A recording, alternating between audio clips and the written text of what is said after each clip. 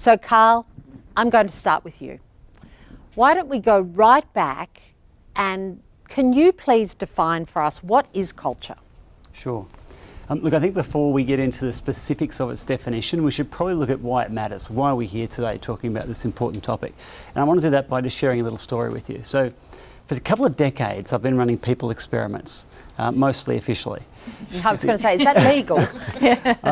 And look, one of the questions I love to ask is, what's your superpower? And so I'd ask individuals or teams, what is it that, metaphorically, what is it that makes you great?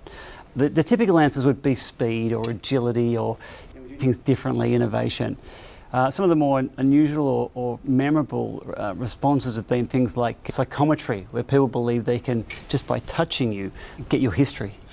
But in a world where you can't read your dog's mind and you can't, shape shift and all those sorts of things, when it comes to what a team's superpower is, or humanity's superpower, it's our ability to work together. So our ability to form these trusting, complex relationships that enable us to cooperate in a way to solve problems is our only superpower. It's the one thing that's led us to be dominant as a species. So when we talk about culture, we're actually talking about humankind's superpower. That's why it matters.